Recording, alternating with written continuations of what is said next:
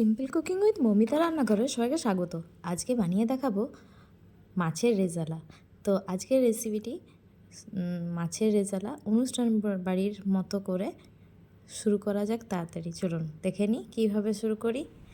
প্রথমে মাছগুলোতে নুন দিয়ে দিলাম, হলুদ দেবো না মাছে, যেহেতু এটা বিয়েবাড়ি বা অনুষ্ঠান বাড়ির মতো করে বানাচ্ছি মাছের রেজালাটা। তো এরপর মাছগুলোকে নুন দিয়ে মাখিয়ে ম্যারিনেট করে আমি সরষের তেলে ভেজে নিচ্ছি। এরপর একটা পেঁয়াজকে কুচি কুচি করে কেটে আর সেদ্ধ করতে দিচ্ছি। একটা গোটা পেঁয়াজ আর কাঁচা লঙ্কাকে সেদ্ধ করতে দিয়ে দিলাম, আর কিছু রসুনও দিয়ে দিলাম 5-6 কুচির মতো।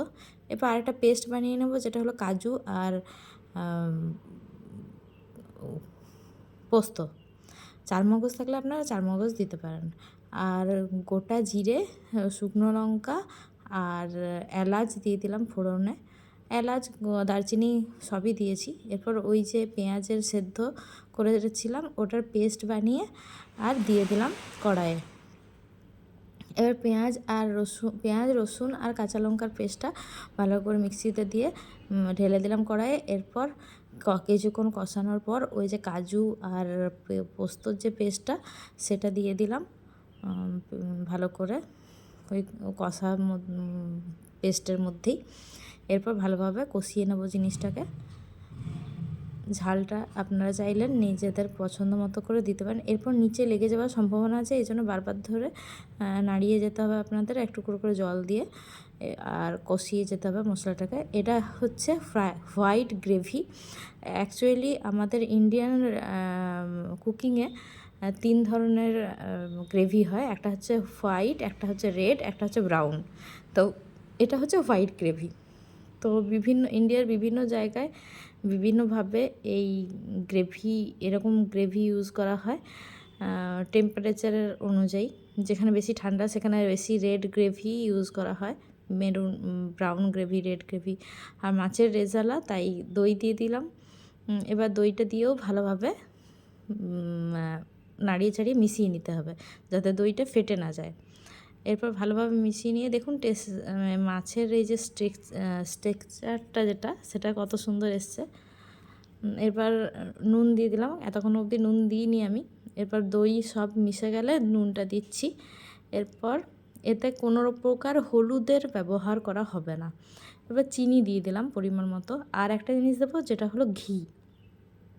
এই যে অনুষ্ঠান বাড়ির মতো মাছের রেজালা ওরা কিন্তু ঘিটা ইউজ করে। তো এরপর 1 চামচের মতো আমি এখানে ঘি ইউজ করেছি, গাওয়া ঘি। এরপর এটা কিন্তু মাস্ট, এটা কিন্তু দিতেই হবে, না হলে কিন্তু মাছের রেজালার যে একটা গন্ধ, স্ট্রং ফ্লেভার, সেটা আসবে না। আপনারা চাইলে আতরও এখানে ব্যবহার করতে পারেন, কিন্তু আতরটা আমাদের খুব একটা পছন্দের নয় বলে আমি করিনি। যারা বাইরের রাঁধুনি তারা কিন্তু আতরও ব্যবহার করে এই মাছের রেজালাতে। এরপর ভাজা মাছগুলো দিয়ে দিলাম। ভাজা মাছগুলো দিয়ে আবার বেশ খানিকক্ষণ ফুটিয়ে নিলেই রেডি হয়ে গেল আমার মাছের রেজালা। তো আমার ভিডিওটি ভালো লেগে থাকলে অবশ্যই লাইক, কমেন্ট আর শেয়ার করতে একদম ভুলবেন না। আর সাবস্ক্রাইব করে দেবেন যাতে আমার 1000 সাবস্ক্রাইব হয়ে যায়, আমি খুব তাড়াতাড়ি মনিটাইজেশনের জন্য অ্যাপ্লাই করতে পারি।